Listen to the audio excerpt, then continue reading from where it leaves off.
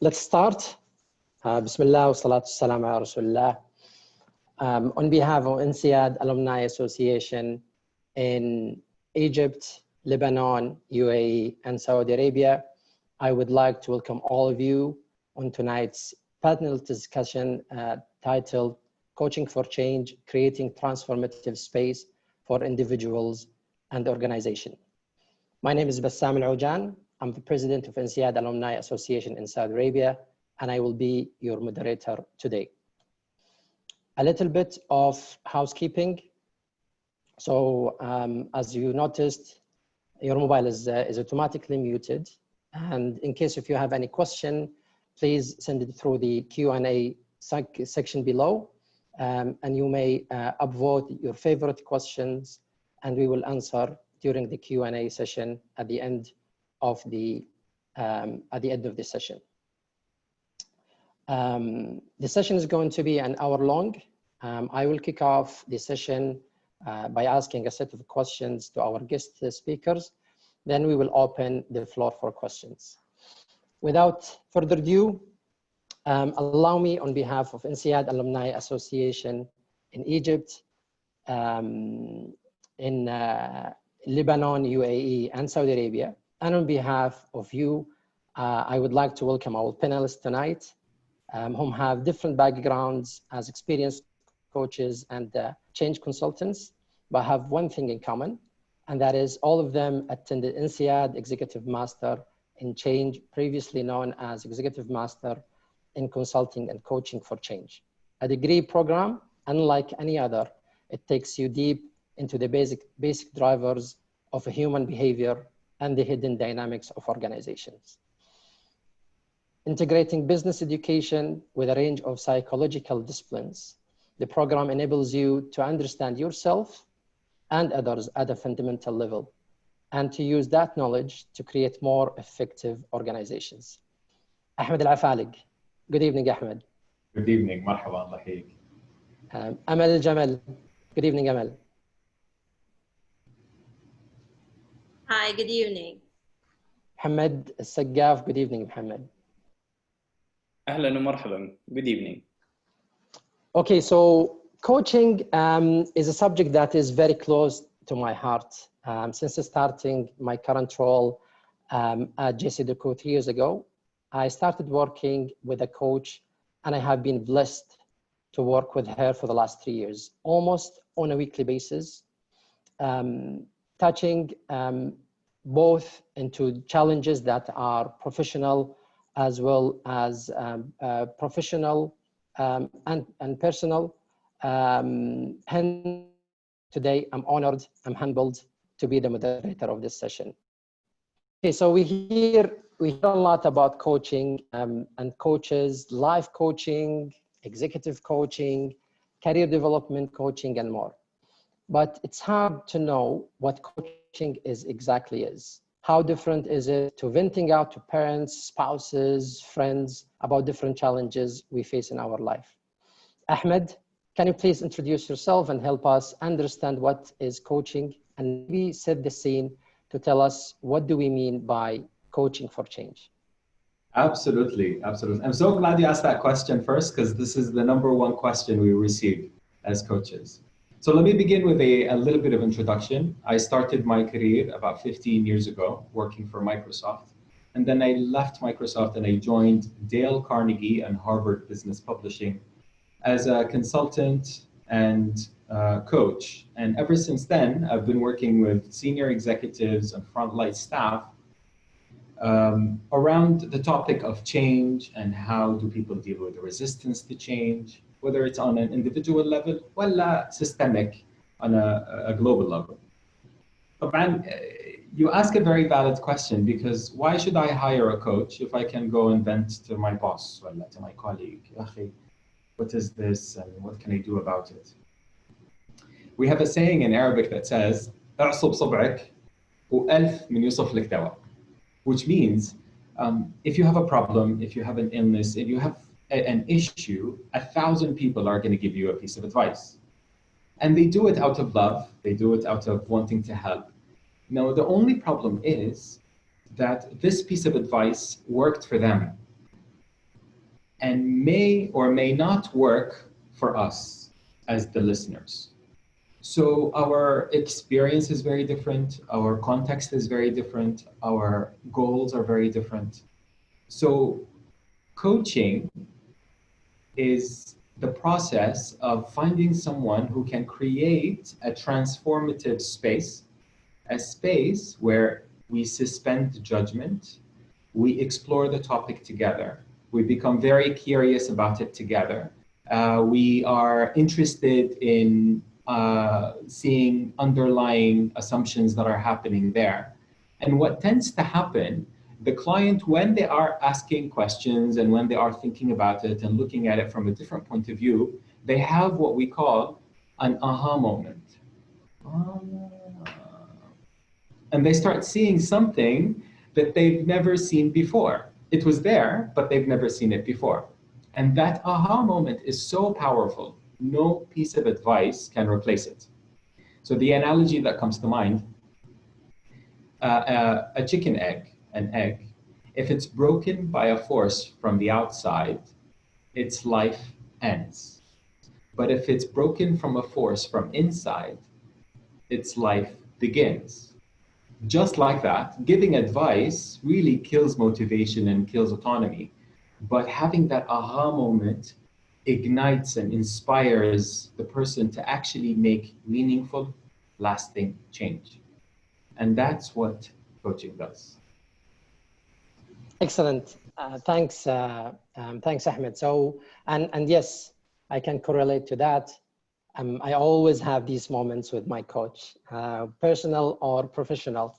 While talking to her, and she asks the right questions, and while I'm answering, I start looking different perspective to what it used to be. Thank you.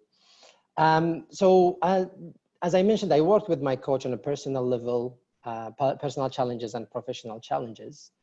But I also know that there are coaches who are specialized on professional or career coaching. Others are specializing in personal challenges. As I understand, each one of you takes a special approach and has own focus area and maybe even client base.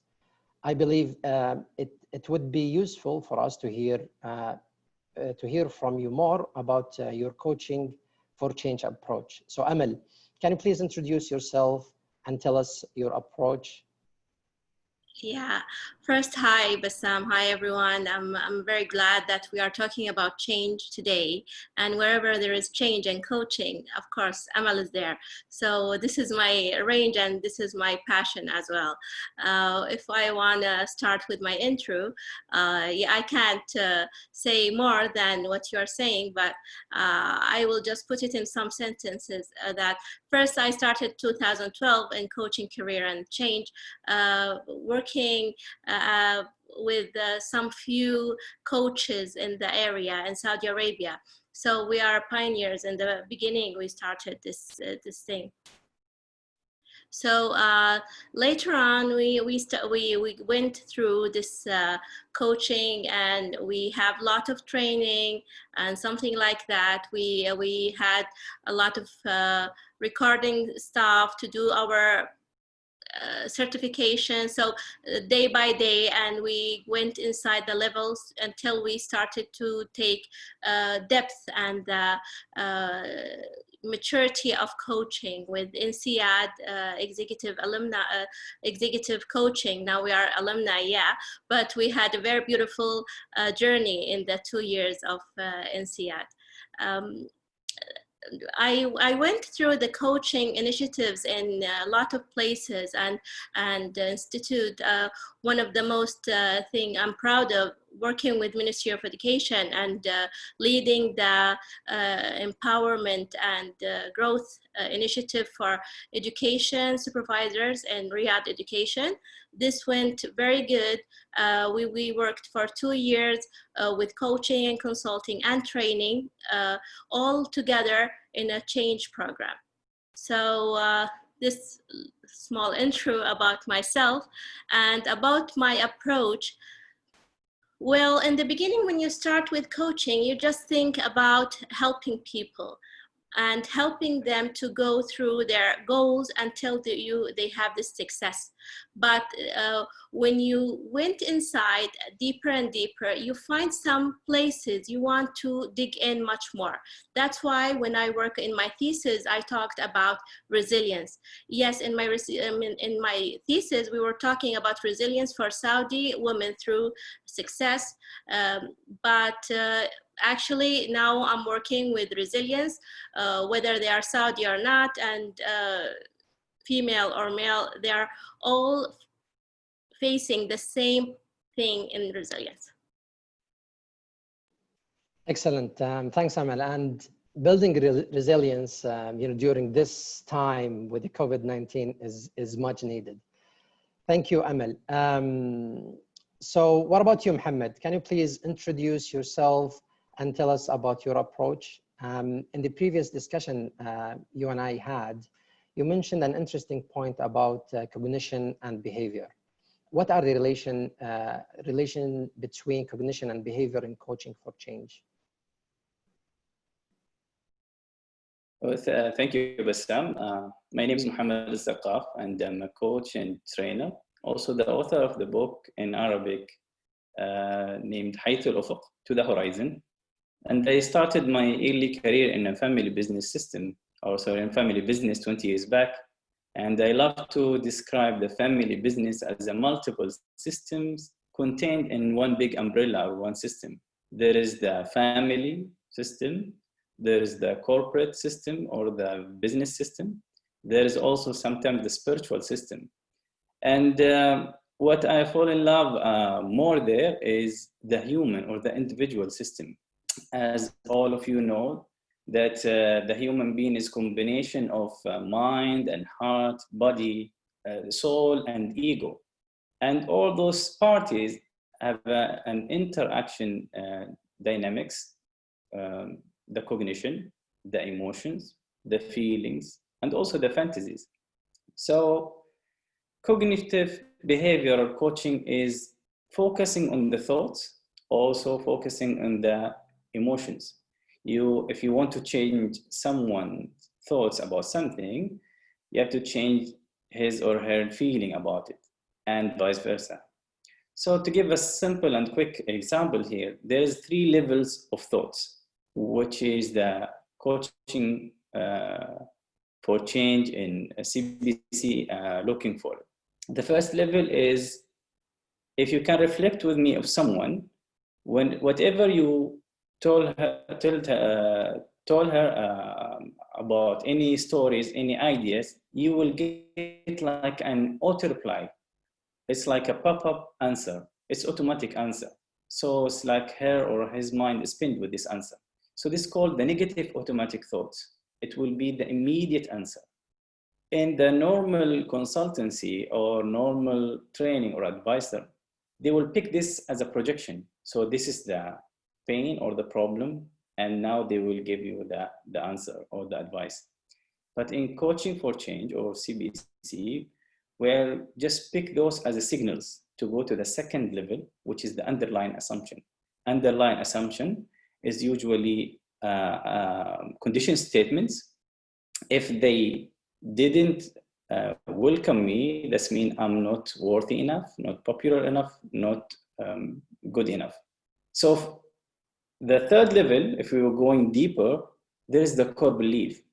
And the core beliefs created or shaped in the early age of learning. So how we feed our children in schools, at home, it will remain and continue and will last there. So there's 3 levels that cognitive behavioral coaching looking into it. And it's not about, it's about how we perceive the words from our inside to outside. And also what's the words that is carrying the meanings that shape our minds. Those words, again, the signals, it somehow showed how we are thinking. And in Arabic language, specifically, there's an interesting synchronicity between the pronunciation, what we are saying, which is, and also the logic, what you are thinking of, they both came from the same root, which is nataqa. So the logic is mantiq and pronunciation is nataqa. So to shape or to cultivate or to change your mind, you have to change your words. Excellent. So from resilience with you, Amal, to cognitive behavior and dig deeper into the underlying assumptions and belief. What about you, Ahmed? What is your approach? How similar or different is it? I'm so glad I got to answer after my colleagues, because my answer links really well with what Amal said and what Mohammed just said.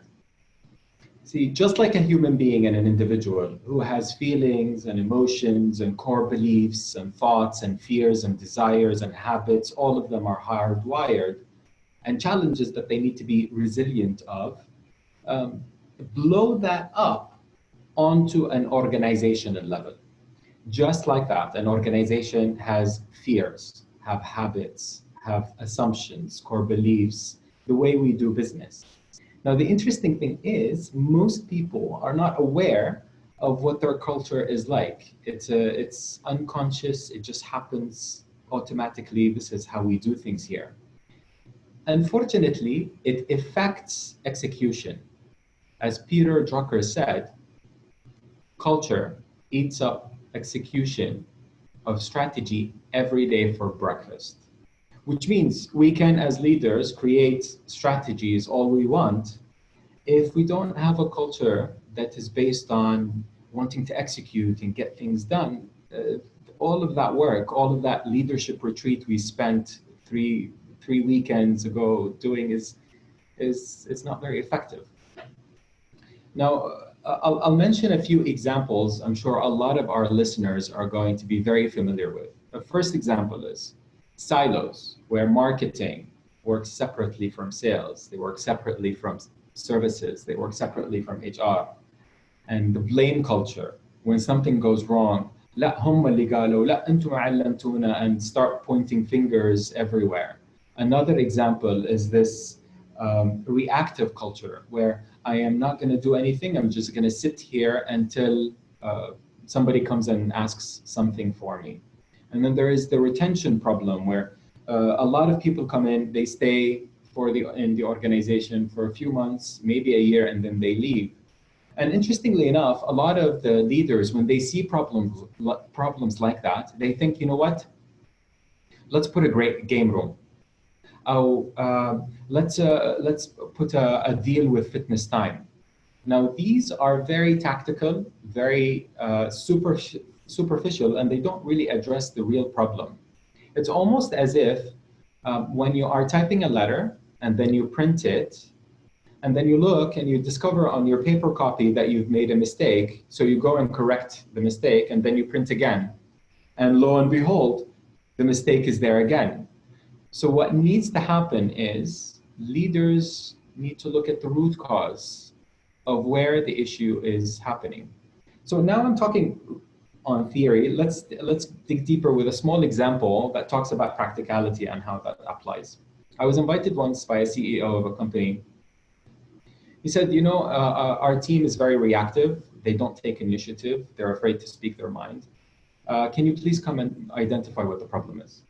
So he invites, so we recommended a workshop where he invites his deputies, and we want to hear from them what the issue is. So he was sitting there, the CEO, and his deputies are sitting all around him, deputies and directors. And he says, please tell Ahmed, he's here to identify what the root cause problem is. Please tell Ahmed what's on your mind. Pin, drop, silence. Nobody said anything. تكلموا يا جماعة, it's open, you can say whatever you want. Nobody said anything. So obviously there is this culture of fear. There's a culture of, if the CEO is there, my opinion doesn't count. So when we dug a little deeper, we discovered that the CEO, when he was very passionate about an idea, he sold it forcefully, and people mistaken that as my way or the highway. And that's very unfortunate because it goes under the radar. Nobody challenges, nobody's aware. So hiring someone that comes from the outside can be exceptionally helpful. That brings the coaching techniques into the organizational level. Excellent. And oh my God, you touched base on a lot of experiences that I've been with. And I totally agree. And culture is, I witnessed the culture changes in the same organization, seeing the same people when the head of the organization changes, and then the culture of the organization changes with the newcomer. He brings a new culture with him, and it cascades from the top to the bottom. Excellent, thank you. Amal, you clearly positioned yourself as a change agent who can enable change inside and outside of corporates. Ahmed touched base on coaching in corporates. Can you elaborate how coaching for change can help individuals and groups outside the corporate world? Yeah, coaching is like something go with the flow. It's everywhere in your life. When you talk about wisdom, you are talking about coaching. So if you need this wisdom outside of your life, it's not going to be there. So when we are talking about coaching for people in corporate or outside, it's not going to be separated. When we dig in, as I said before, we dig inside, we may go further to places like childhood, like the way they are, their environment, if they are dad, how they deal with their kids, if they are sons or daughters or something like family. We talk also about family. We dig inside their emotions, we dig inside their feelings, we go through a lot of areas. So when I do this coaching, or anyone who is doing coaching, we enter their personal lives and we talk about what they feel, what's their goals, what maybe sometimes if they are executive, they talk about their lives. It's not maybe, it's always. They talk about their lives, what they do with their kids, and how they can balance between their lives and their work. So when we go there, we enter some places. As I said before, resilience appears very well in this area. And when I talk about resilience, I need to talk about two theories I wrote about before, and I like to say it now. It's the first theory, you can find it in article for Manfred. For those who enter the EMC program, they know about it well. There is article, How Resilient You Are. Only 9 sentences, just enter and do it. You will recognize yourself in challenge, in control, and in commitment. So this theory, you can recognize where is the gap in your life in these 3 aspects. If we talk in another way, or in another theory, with intelligence, there is 4 intelligence. If we focus on and we build them very well, our lives and even our corporate success is going to be well. So we are talking about emotional intelligence, and it's EQ, and your artificial intelligence, everyone knows it, the IQ, and there is the SQ, that is spiritual intelligence, and the last one is the PQ, the physical intelligence. Yeah, I know these days with Corona and something like that, the PQ is a little bit low, but we can go further after a while, and we do a little bit arrangement. So we need to be in a good shape with our physical to have a good resilience. And when we go to the spiritual, we need to focus on our beliefs and our inner peace and how we deal with things outside. It's not about your religion or how many times you are practicing your prayers. It's about how do you believe and how do you feel the peace with all this destiny and the things goes around you. And then when we talk about the emotional intelligence, and I leave it to the last because there's a lot to talk about here. Maybe I can't say everything today, but I will just focus in one thing, that there is several schools talking about the EQ, the emotional intelligence, but the school I'm certified in is the MHS. We have the 15 skill in this EQ. So when we focus on this 15 skill, we need to understand and see if there is gaps between the skills. So let us say, as example, if I am someone who's having very bad impulse control, and I have to take a good decision now, my decision is going to be very bad because my impulse control is not holding me. Like we said, hold your horses. There's no horses at all. We are going forward. So this is one. And other example, if I am having a problem between the empathy and assertiveness, I'm not this good empathetic leader or person, and I'm very good assertive person. How do I look? I look like a very rude person, tough. People, they will not like me, not because I'm good enough in assertiveness, because I don't have good in empathy. And make it in the opposite side. If I am very good in empathy, but it's very high and I'm not good in assertiveness, this way I will look like someone who is very naive and someone who is not taking things serious, and they will not trust me very well. So this kind of problems in the in this skills make person have difficulties in his life. And if they have difficulties, later on the resilience is going to crash. And if they are not good in their resilience, what will happen? Why do we need resilience?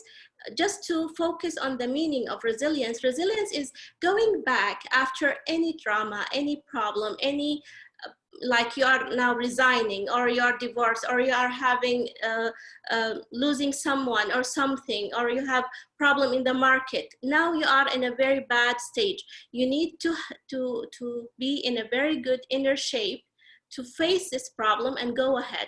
So this resilience, if you are not shaping this resilience very good, by these two theories, you can balance in a way and understand how can you be in a good resilience. So when we work with people outside corporate or inside, we go to their lives, we go to their emotions, and we go to their skills and behaviors until we find them in a good way to have a good well-being. Excellent. Thanks, Amal. And that's exactly why my coach and I, we work both on the personal challenges and the professional challenges, because they are intertwined at the end. Yes. Whatever happens at home, you know, is going to affect your productivity at work. And whatever happens at work, your emotions and your mood is going to be, you know, at home is not what you would like it to be. So thank you for that. Okay, so Mohammed, you talked a little bit about the Arabic linguistics. My coach is French, so English is her second language, as well as it's my second language. How coaching would be different if used coaching using your first language? Thank you for bringing this question. Also, I relate to this, my experience with coaching for 9 months with a coach. She wasn't speak Arabic, and that doesn't affect or harm our sessions, because the aim of coaching is to start a conversation or intra conversation between a person and him or herself, and to find meanings, to find during this space what actually they are looking for and why they are not moving forward into this aim or goal. So back to the language first. If we think or reflect about the word change, one of the meanings of change is alteration, and it's to make a small continuous change in character with the significant results. So this definition will give us another lens, another perspective of change, which is focusing more wider than just a personality, focusing about the character and in continuous progress, looking for something or a significant change. And that is how coaching for change is due, because we are changing without change. How we do this? By revealing a true self. So if someone connected or linked with his message, his dream, his goals or her goals, then they will start moving and start acting in life with a meaningful way. Also, if we back to the Arabic language, I would like to mention what my colleague Amal said about emotions. In English first, as a dictionary, there's 4,000 words describe emotions. How many of those we know in Arabic and English? And in Arabic, there is more than 4,000 words. How many of them we are know?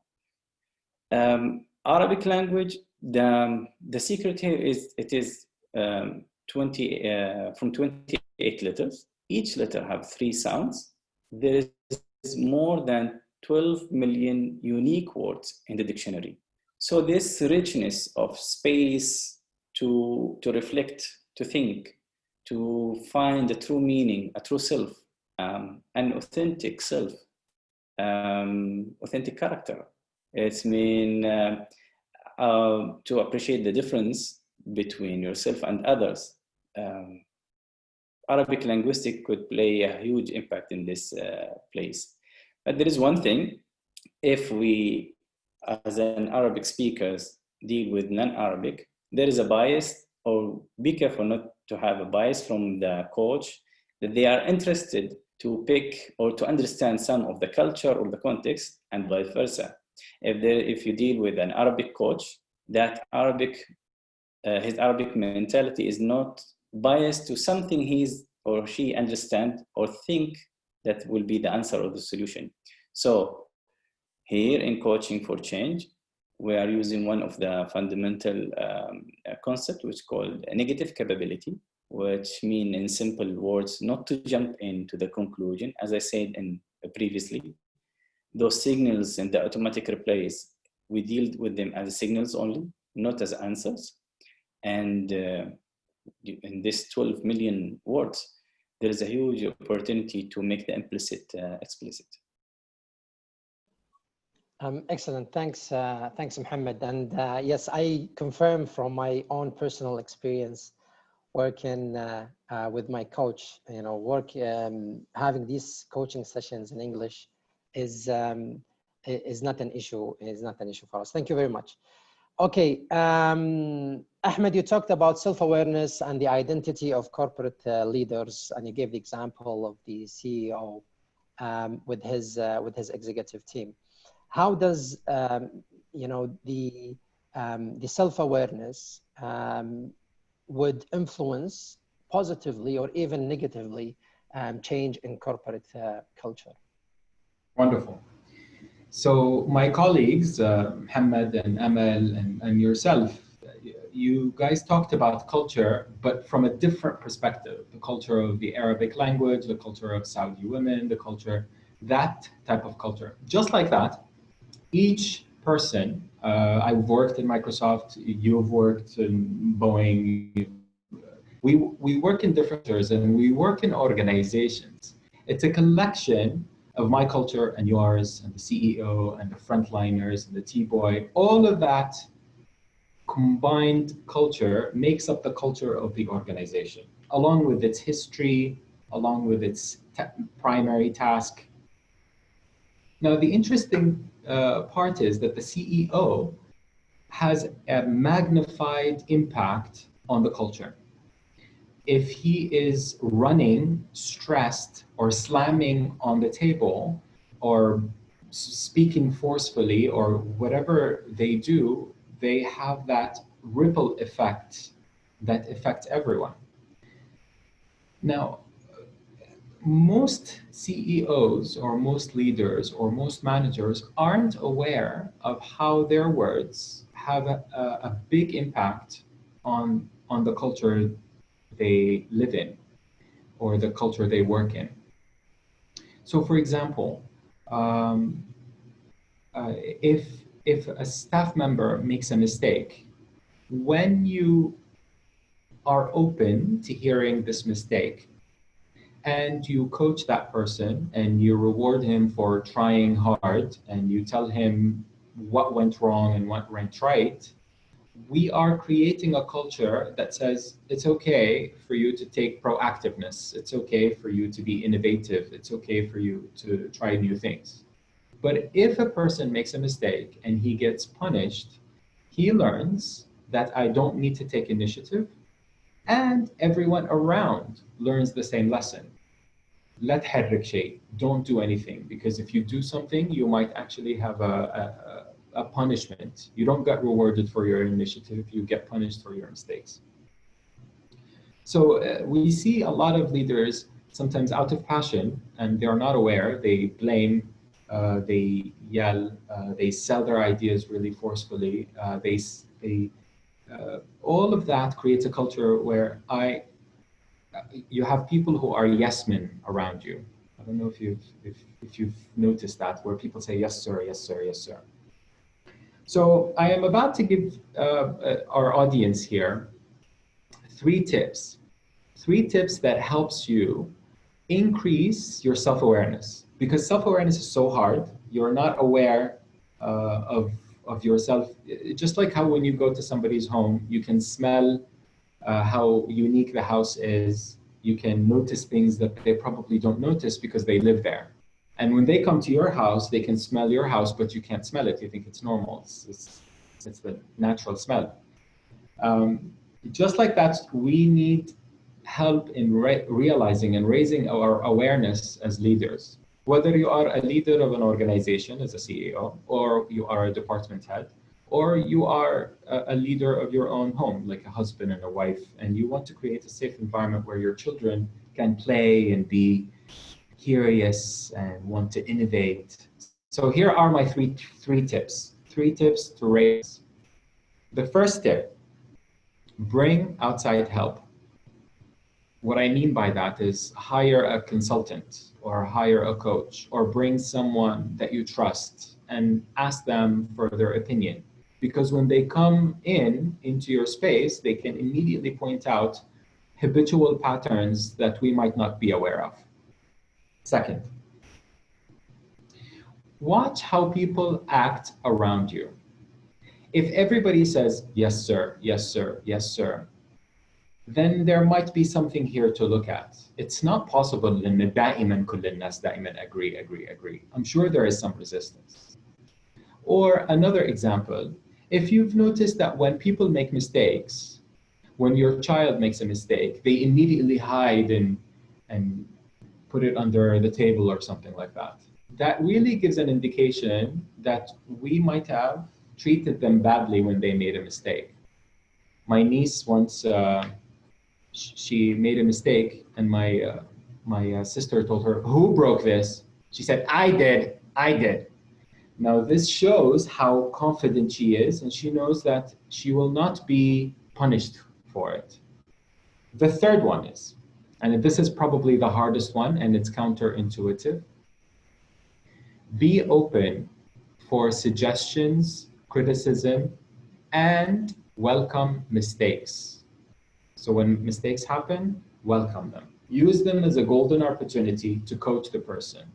Because true leaders don't shine when things are amazing and going well. True leaders shine when things are not going as well as you would like. People are watching very, very carefully. So these are the three tips that can help leaders become more self-aware how they're impacting the culture. And that's it, yeah. Thank you. Thank you, Ahmed. So 3 tips: bring outside help, watch how people act around you, and be open to criticism and feedback. Thank you. So, okay, despite the different approaches that each one of you have, all of you agree one way or another about the importance of coaching is about creating a reflective space to enable transformation or simply change. Amal, is it trying to assume that everyone can reach that stage?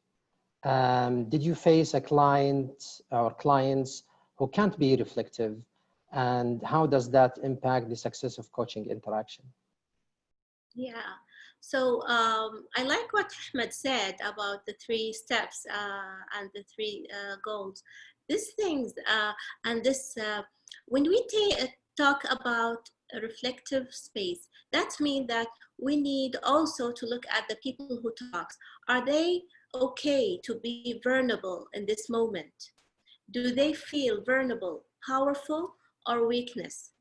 So in this, if we think about this, we go through the culture. How did they raised? Are they raised in a way to reflect safely?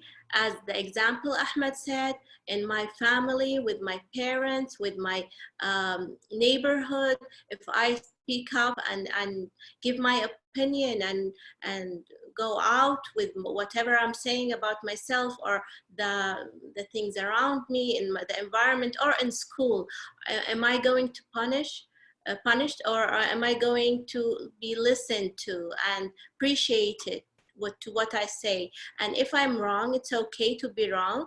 Just do your mistake and we will support you until you grow in a way so you become better and better in the future.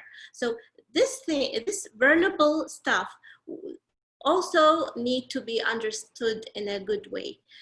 Yes and no. There is some people or some coachee comes to me with a very good opening skills. They open up very easy and very confidentially. They speak about themselves, their needs, their thoughts and their problems, and they don't feel any problem in sharing it because they were raised in a way, or maybe they come from open culture. Maybe Mohammed, he can elaborate much more about this. Some areas they can speak up very easily than other areas. We have a professor in INSEAD, I remember her, and she was amazing. Her name is Simone. She spoke about this thing in her class. She talked about, she just put a line and said, who speak up very easy, who they can't speak. And she gave us this kind of like boundaries and cultures. So culture may help or not help in openness. The way that we are raising in our parents, their fears, how they give us advices. Don't tell anyone about what you are thinking. This make you weak, or they can take make you in danger or something like that. So this kind of advices make him not okay with opening.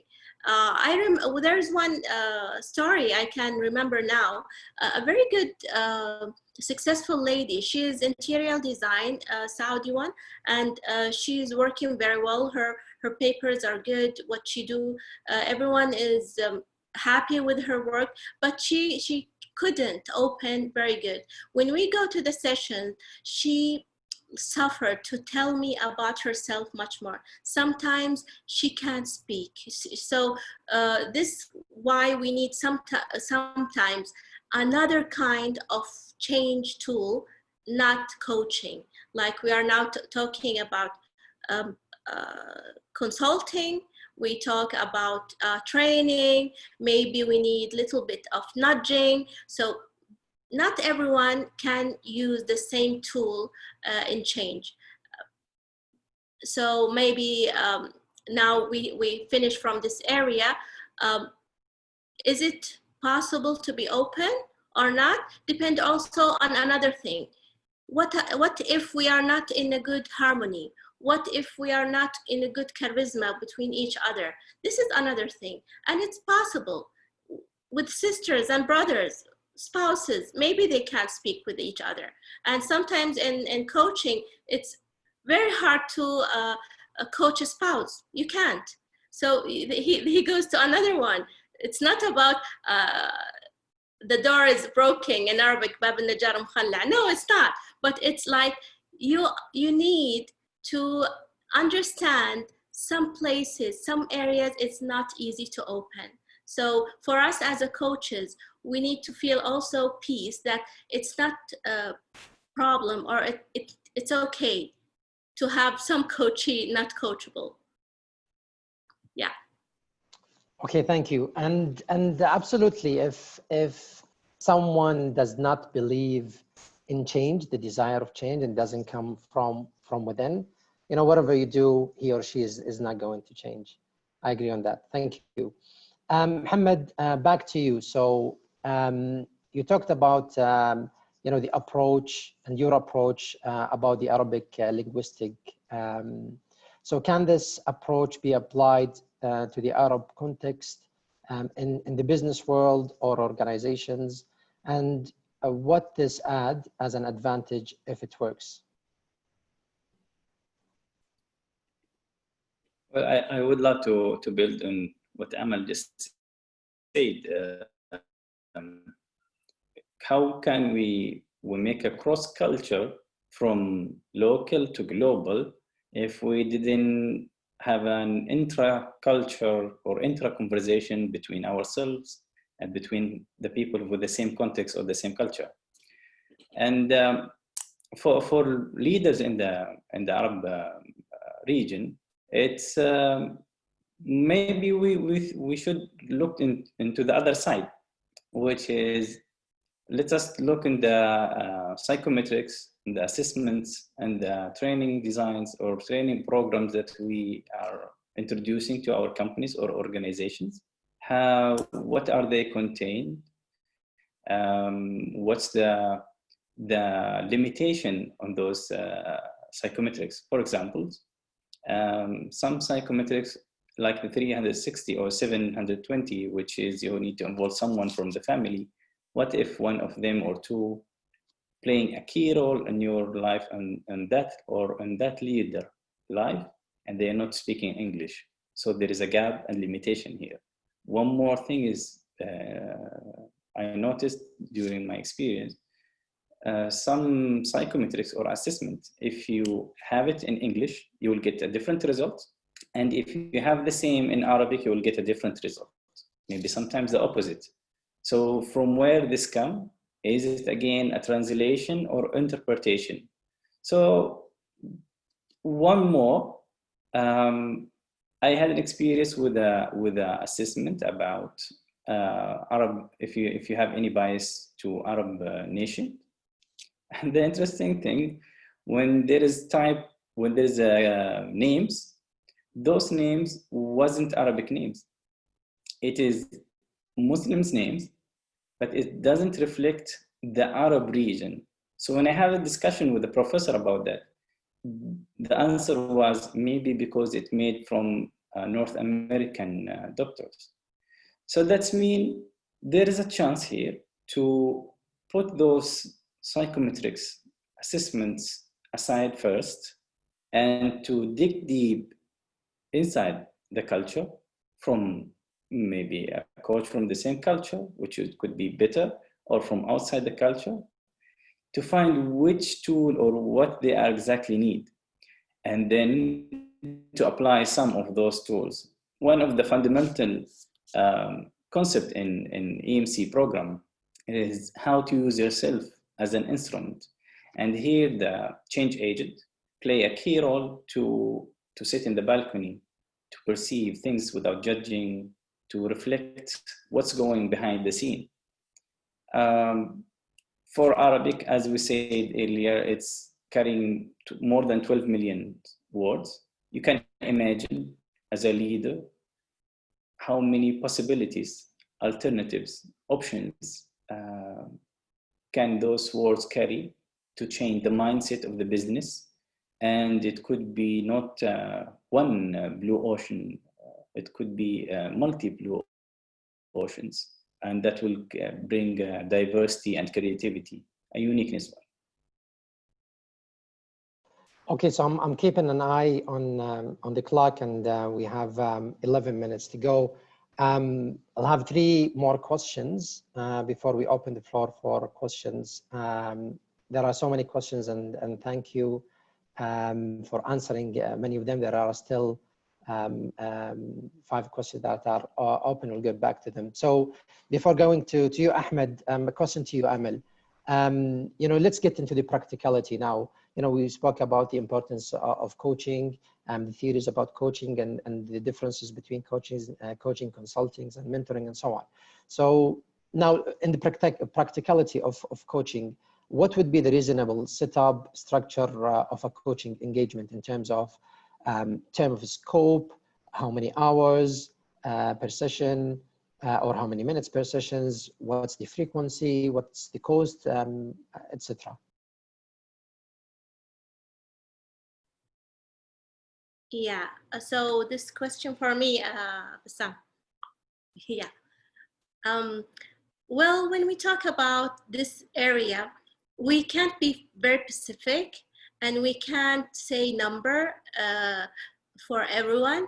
First, we need to understand that there is a lot of coaches there, experience and certification, also where we are going to do this coaching. Is it for government? Is it for institute? Is it going to be in charity?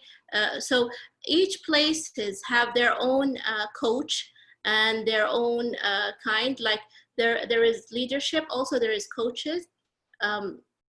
So we need to focus first, why do you need this coach? If you need him to do coaching for leaders or for university graduate like INSEAD, they're doing this kind of stuff. So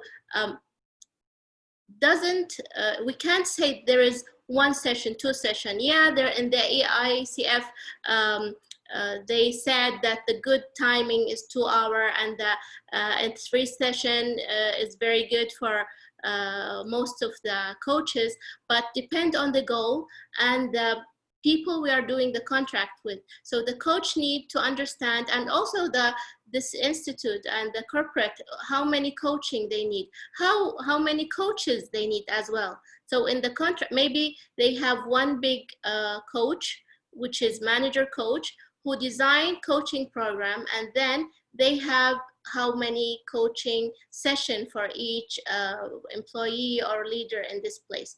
And then when we talk in the individual area, you need to understand also how many session for each goal. So first we have the inter-session, we speak up and we understand each other. We see the harmony, as we said before, and depend on it, we see how many session we need and the hours. The amount, we can't say. Some people, they give it for coffee and make it big and big until you see that professional how much they need, or they give their fees.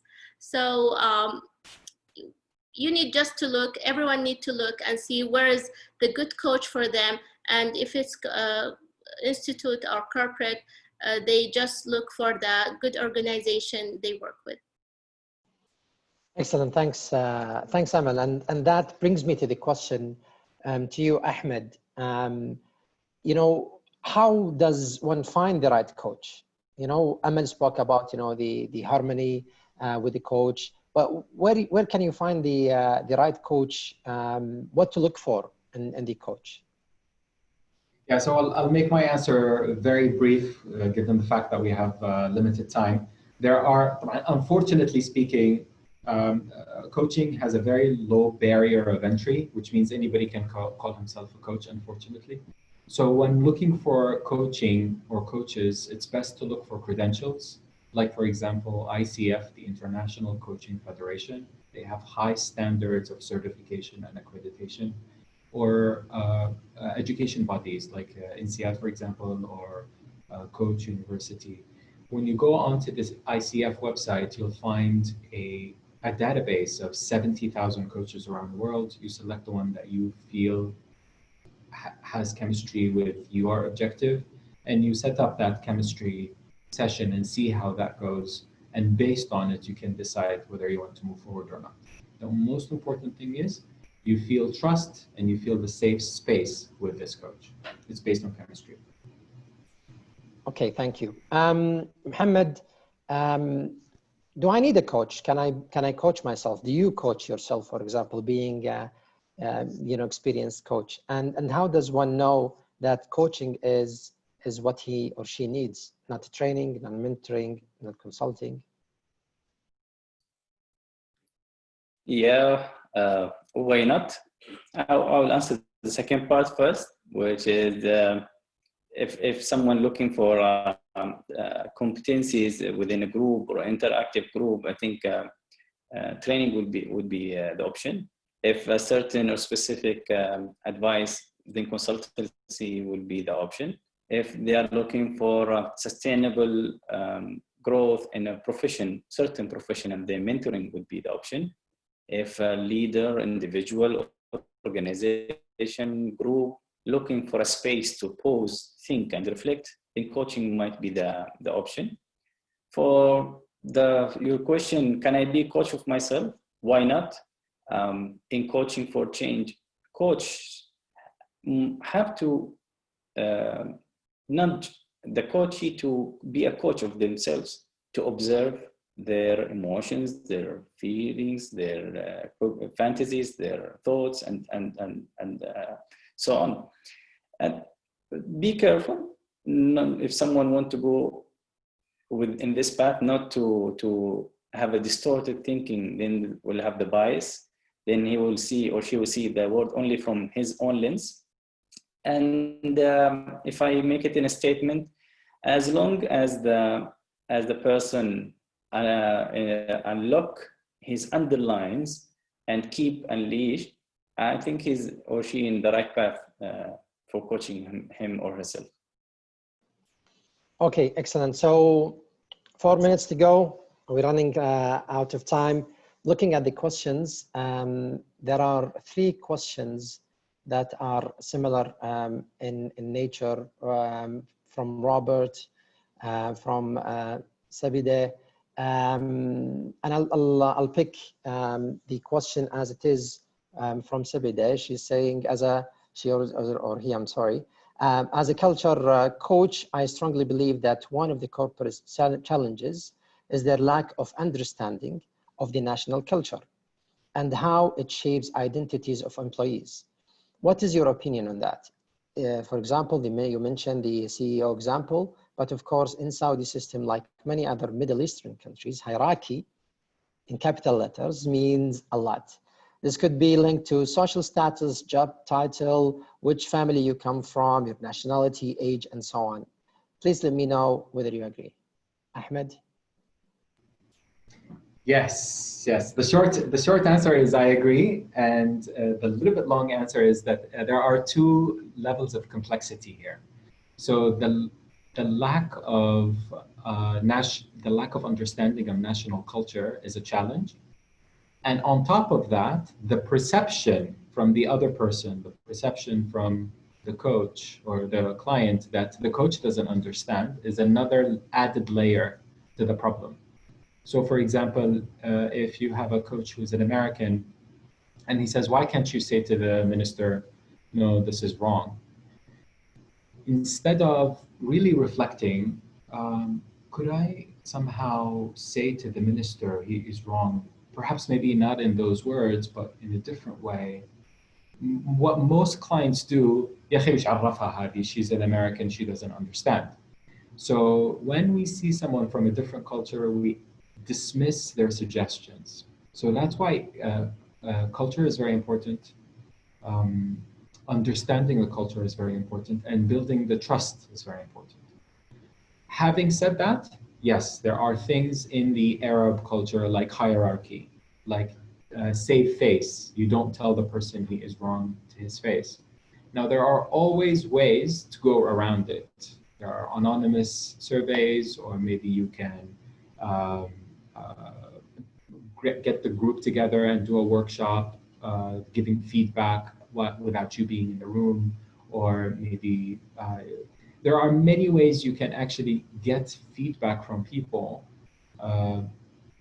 that doesn't wound the ego or doesn't wound the culture.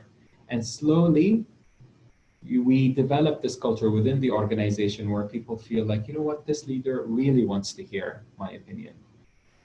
It will take time, because most of the people got recruited from positions and organizations where that was not allowed. That was not the norm. So there is hard wiring already happening. So as a leader, as a coach, you are swimming against the current. So I agree with that assessment, yes. Okay, thank you. So we answered most of the questions. You answered most of the questions. Thank you very much. And the open ones are all similar. So it's 8. So before we close, very briefly, please, each one of you would like to take a last and closing note from you, Ahmed. Again, if you can give us your closing note, briefly, please. Yes. If you always do what you always did, you'll always get what you always got. If you want something different, you have to have the courage to try something differently. Thank you. Love it. Thank you. Amal, your closing note, please. Please check always your own resilience. Are you okay from inside before going outside? Success need good resilience. Just check your resilience. Thank you. Thank you. Mohammed, the floor is yours. Well, it came to my mind to say, take care of yourselves in this uncertainty era that we are living in. Don't rational things to have overthinking. We are a combination again of rationality and emotions. There is a saying equated to Shams Tabrizi, the master of Rumi. Intellect takes you to the door, but not into the house. Excellent, thank you. So by this, we have reached the end of this session. I would like to thank all of you for attending this session again on behalf of INSEAD Alumni Association in Egypt, Lebanon, UAE, and Saudi. Thanks to our speakers tonight. Special thanks to Adil Baraja. He's working behind the scene. Thank you very much, Adil. The recording of this session will be sent by email to you later. Thank you. Good night and goodbye. Thank you. Bye, everyone. Thank you.